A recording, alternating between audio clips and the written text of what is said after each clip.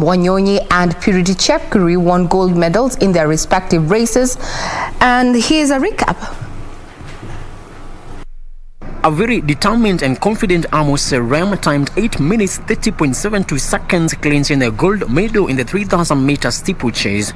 Simon Kowet won Kenya a bronze after clocking 8 minutes 34.79 seconds, behind Ethiopian Tadesse Takele, who won silver in 8 minutes 33.15 seconds. Expected to be the man to win this. He hurdles the water jump as well. Wow, double-footed into the water. Oh, don't celebrate yet, man. You haven't got it yet, or maybe you have. One hurdle to negotiate, takes it okay. All right, we get the message of the World Junior Champion on home soil, and it's a fantastic last lap for Serem. Tremendous running. That could be the future, hurdling water jumps. I think it's slightly lower for juniors, isn't it? So you can take that on to KISII. He was ready with his 5th gear, but these two guys hit the turbo switch. Tulikuwa tumepanga na Simon. Kwangu ilikuwa tuchukue na Simon. Boss tulikuwa nimemwambia Simon tungangane. Either nichukue gold ama wewe uchukue gold. But kitu yenye ilikuwa important. Nilikuwa nimemwambia chukua gold nichukue silver. Ama nichukue gold ya achukue silver. Tusiende front. In 1500 meters women race, Purity Chepkirui claims a gold in 4 minutes 16.07 seconds, while Deripe Welkuji of Ethiopia clocked 4 minutes 16.39 seconds to win silver, while Kenyan sensational Winnie Jemutai settled for bronze. She timed 4 minutes 18.99 seconds. Purity Chepkirui, maybe she ran that time at altitude.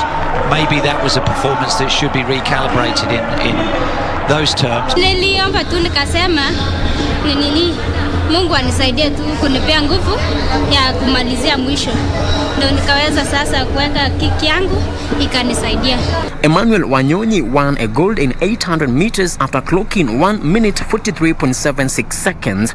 He was followed by Mohamed Ali of Algeria, while Noah Kibet won bronze in 1 minute 44.88 seconds. Wanyonyi swung around the outside, powered away. Dominant victory for Kenya. So first and third, not quite the first and second they had at the Olympics and at the last edition of these championships. Race ilikuwa poa sana. Ilikuwa competitive sana, but nimefurahi kuwin race, sikuwa natarajia kama nisa win na hiyo time. Congratulations to our sportsmen and women right there. Now, before we delve on what is happening in matters politics, in not too long, we're going to be bringing you up to speed with what is happening at the Jomo Kenyatta International Airport, where Kenya has received the Moderna vaccine as Pfizer jab is, to get full approval. We have our reporter, Jacqueline Wambiro, down on ground. And once we have her online, she's going to just bring us up to speed in that with what is happening down there. Remember, the Health Cabinet Secretary, Mutahi Kagwe, is expected to address the media as he receives this consignment. So remain on standby. This is the place where we keep you abreast of what is happening in as far as news. Now, talking about matters politics, Deputy President William Ruto says the nullification of the Building Bridges initiative has presented Kenyans with a perfect opportunity to re-evaluate Kenya's development priorities. The deputy is said to that effect, urging leaders from across the political divide to work together and guide the country back onto its development path.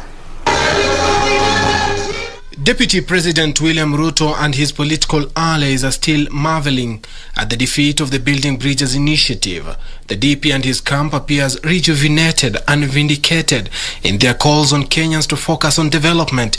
The vaccination program must now take priority over any other program, over any other expenditure, over any other plan. Pesa ambayo ungetumia kwa masuala ya BBI, nunua vaccine za COVID-19, vaccine milioni 40, no vaccinate kila mtu regardless of the position his or her holds in the society.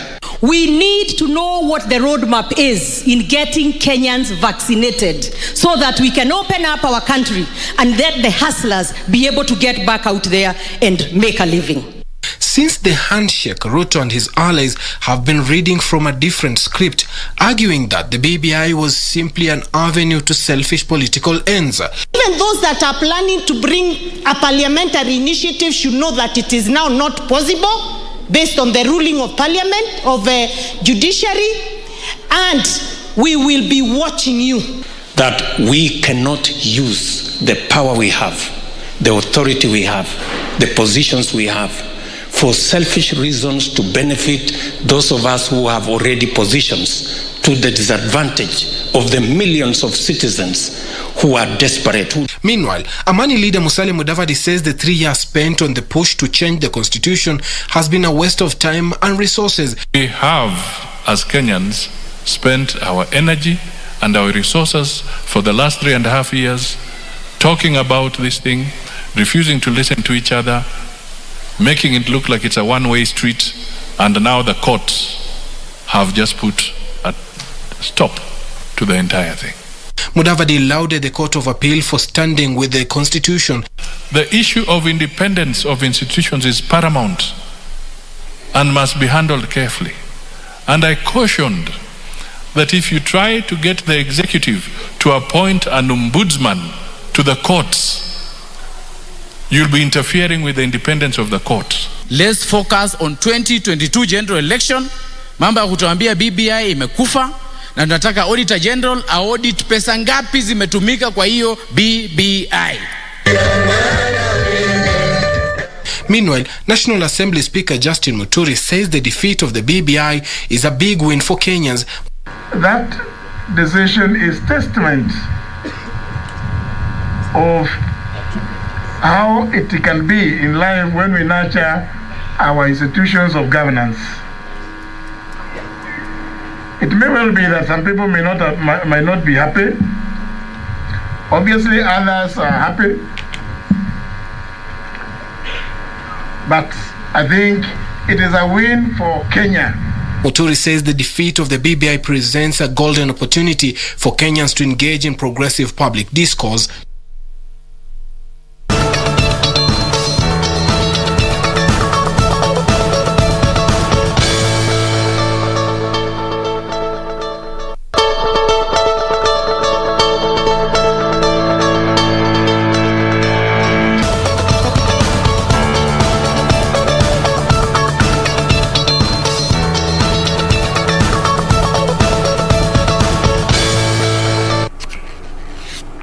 Now that was just a quick update where we stand as a country in as far as COVID-19 fight is concerned. Moderna vaccines are already in the country. 880,000 vaccines there received by PS Mochache there. Remember, government has also said that their plans are underway to bring in the Pfizer and the Johnson & Johnson vaccines. So it is your responsibility as a Kenyan to ensure that you are vaccinated.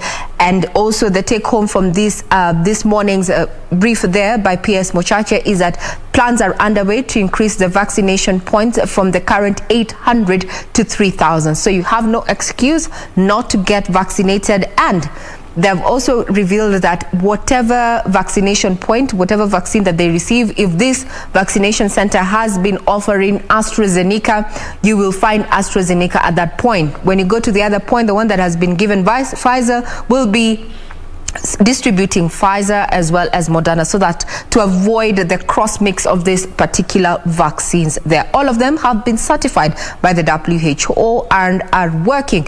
You know, we are working at ensuring that we get herd immunity, especially those who are of the age of 50 and above. We'll be keeping tabs on what is happening as far as the COVID-19 fight is concerned. Now we cross over to matters politics and religion, where the church has called for sobriety among Kenyans following Friday's Court of Appeal judgment that has trashed the BBI process.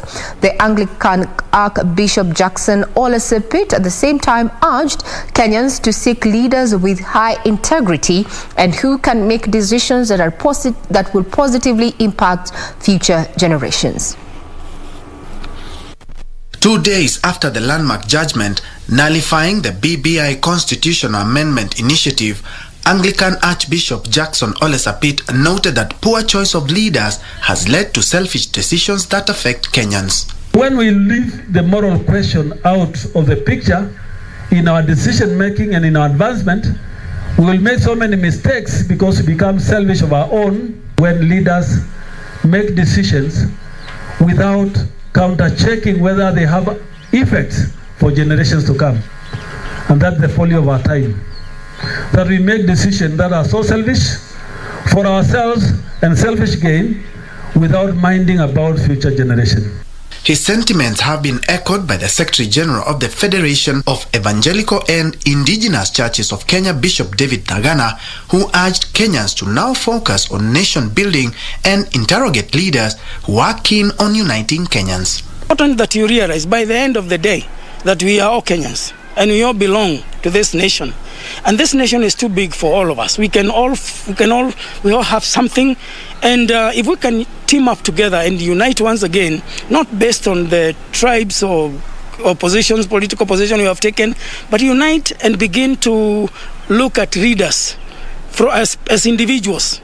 As we begin to think of who to elect and who to vote for, let's listen to those leaders. Uchumi wa nchi hii umeenda chini, watu hawana kazi, biashara imeisha. Economy ya nchi hii imeenda chini because ya COVID-19.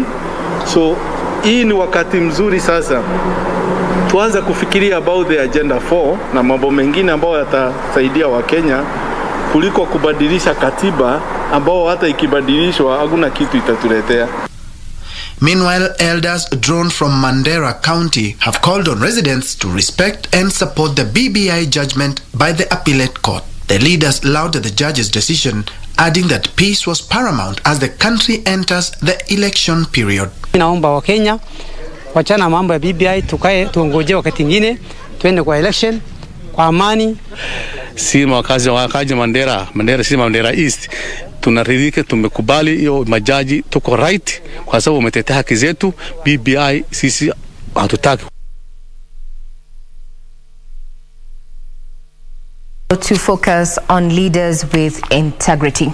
Now, over 10,000 households in Mwangaza area of ISIOLO were on Sunday demolished by a private developer who claims to own the land. Now, this sparked protests from the residents who allege they have occupied the land for years and have wondered why they were ambushed at dawn by the developer.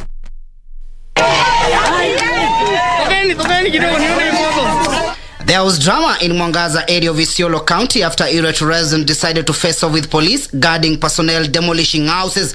Mimi nimebomolewa nyumba, saa sina nyumba ya kukaa, niko na watoto. Hii dhuluma imekuwa mbaya sana, hii serikali inafaa kuchukua hatua. Na wazazi wetu wamezikiwa hapa makaburi yako. Sioni maana gani kufanya hivyo. Kama ni tribalism serikali ya county inatumia this time round, serikali kuu tunaomba ingililie, watuambie tutafanya nini. The residents accuse a private developer of working in cahoots with the police to grab their land. Peter Maina, whose house is one of those that were demolished, said that he had lived in the area for 12 years without fear. Mtu anakuja hapa anasema hapo na title deed yenye imeanza kuprocessiwa about 6-5 years ago. How is that understandable? You go and cook your own title deeds huko kwa barabara na unakuja kubonemolishia watu. Sasa tujui anatumia mbinu gani ya kuja kutumomolea kila wakati. Tunashindwa ni nini inaendelea kwa hii mtu. They set the excavating truckload on fire before proceeding to barricade the busy ISIOLO Meru highway. Tunataka action immediately. Watu wapanywe mahali watakaa. Na ndio kila siku tunasema title zetu watu wapewe. Unajua kama umbepewa title yako, utajua kama uko pale badala ya kuinvest maisha yako pale yote. ISIOLO Interfaith Network Secretary Bishop Stephen Kalunyu condemned the incident, terming it as inhuman and violation of human rights. Licha ya kuwa walikuwa wanatimiza jambo la court order, kulikuwa na makosa ambayo tunaona ni tendo ya kukosa ubinadamu, kukosa utu, kuvamia watu wakiwa wamelala usiku pamoja na watoto. Affected families are pleading for humanitarian assistance even as they count losses. Na huyu mtu ana complain hapa, anasemanga ni kwake tujawahi muona, na hao askari analetanga, hakuna mtu anakujaga mchana ni usiku. Sasa sisi tuko kwa mama yetu, tutahama tuenda wapi? Well, that is the struggle of those quarters there in ISIOLO. Remember, you can get further details on our website. That is www.kbc.co.ke. If you're within the environs, these families are appealing for humanitarian assistance when they deal with that particular issue. Now, talking about alcohol and drug abuse.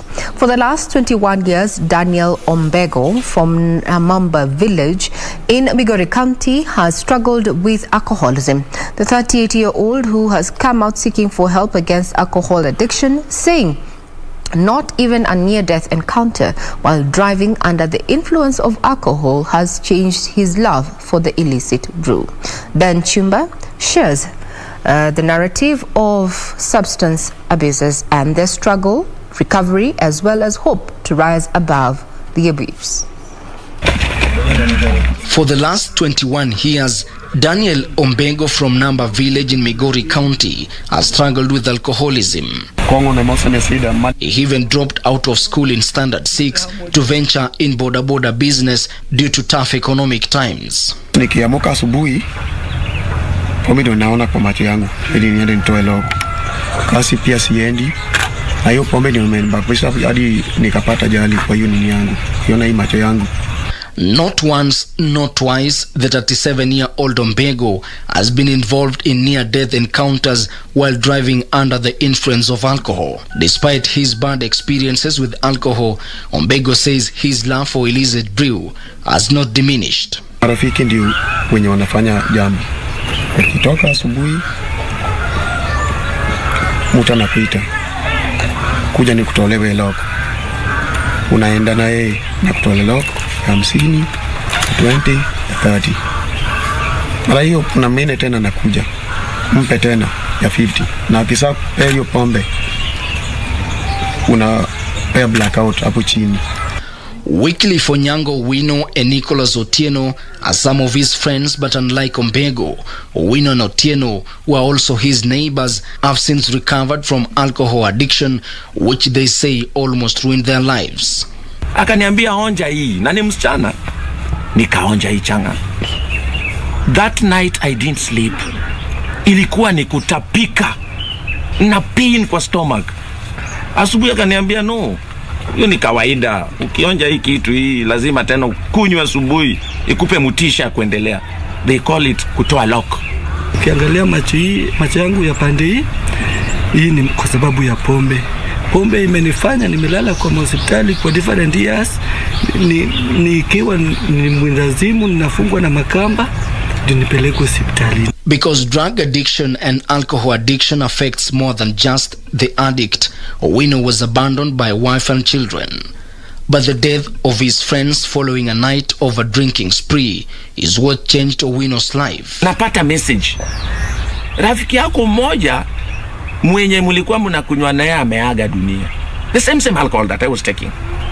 At that particular moment, mimi si mimi. Naona nakimbizwa, niko kwa gorofa juu, na hiyo gorofa nilikuwa juu ya gorofa, nataka kuruka chini. Nashikwa na watchman. Owino currently works as a presenter at a local radio station. Together with Otieno, they have made it a habit walking in drinking dens within their village, advising youth to abstain from alcohol. Yes, pombe inakupa courage. Lakini siku moja ukifika kwa kiwango yenye nimefika, utakuja gundua hautumii chakula cha mwili. Unatumia kitu ambayo inakuharibu mwili. Sasa mimi natamani niombe kwa maombi yangu, nataka niache pombe, nisikunywe pombe. However, for Ombego, who has not relent in fighting alcohol addiction, he believes that associating with his friends who have since quit drinking will be of help to him. Tamani tu nitembe na wao wenye wameacha pombe, niwatembe nao, wanisauri wale waliacha pombe, mimi pia niache pombe. Nifanye shughuli zangu because mimi pia next year kuna mtoto yangu inaenda form 1. Nataka niache pombe nipate pesa, niweke mtoto akienda shule.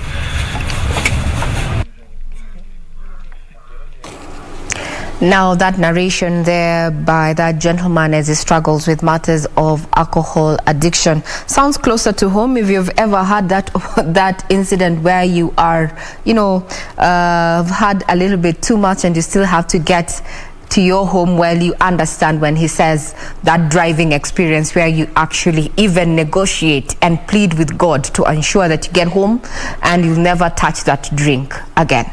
So if you've ever found yourself in that situation, well, it's the high time you need to stop or take that alcohol or that drink in moderation. Now, crossing over to stories making headlines in the counties, that police in Naivasha are investigating an incident in which a body of a headless man believed to be a casual laborer was found dumped in Manyara estate. Naivasha OCPD Samuel Wawero confirmed the incidents, adding that they had sought the community's assistance in searching for the head. Details of this and other stories from the county's news roundup. Fear gripped the residents, majority of whom are flower farm workers, as police and members of the public moved in to search for the missing head. Emotions ran high after the 35-year-old man was identified as John Karanja, who worked as a casual laborer in the sprawling estate. A couple of months back, a woman was found murdered in the area and her legs missing in what is now suspected to be a ritual killing.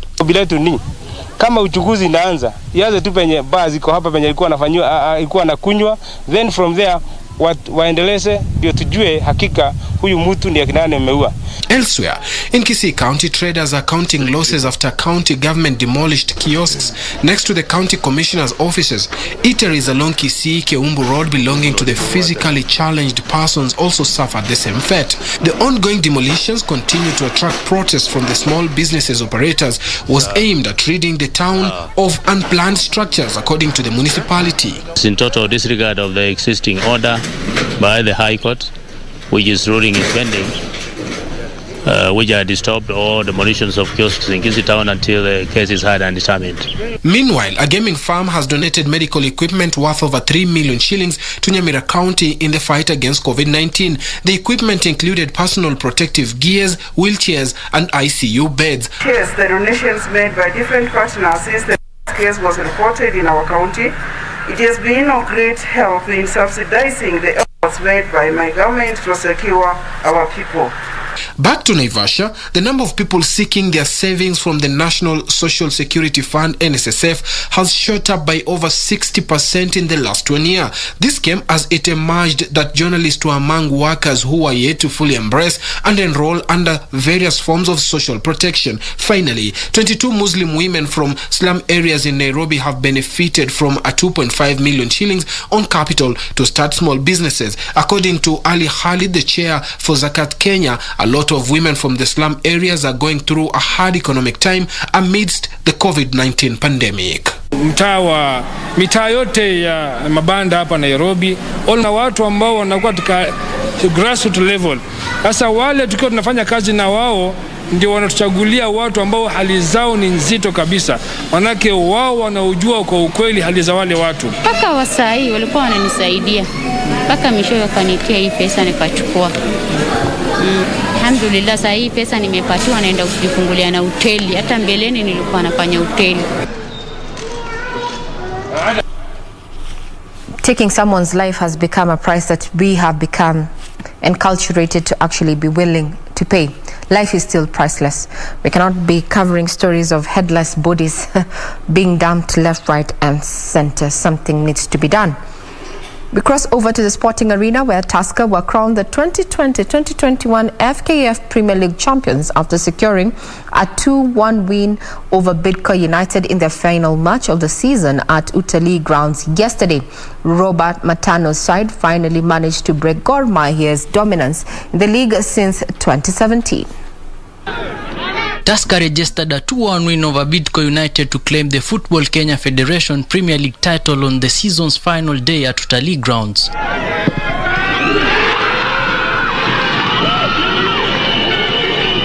The Brewers crowned their campaign with 2 goals scored in the first half by Roger Saloro and Henry Major, while Bidco's David Orem scored the consolation in the second half.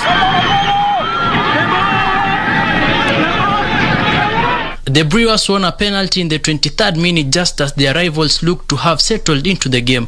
Aloro took the spot kick and made a successful conversion to reward his hard-working teammates with an opener. In the 31st minute, Jimmy Mbugua helped Major find the back of the net 2 minutes later to extend the lead for Tusker. KCB, who were also title contenders for the better part of the second half of the season, concluded their campaign with a 3-0 win over Nairobi City Stars, while Nzoia Sugar secured a 2-1 win against Gor Mahia. In other results, Bandari won 2-0 over Wazito FC, Ulinzi Stars 2-1 over Posta Rangers, while AFC Leopard lost 2-3 to Kakamega Homeboys. Western Stima 2-4 to Mathare United, and Kariobangi Sharks drew 0-0 with Sofapaka.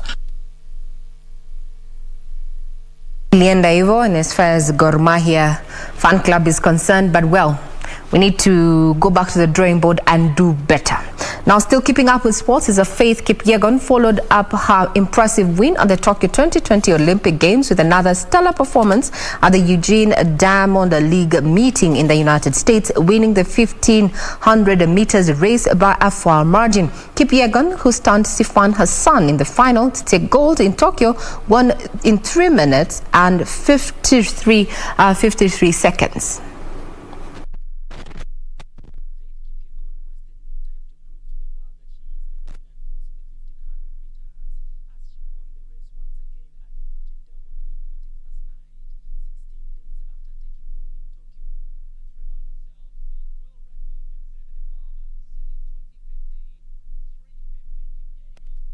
Out.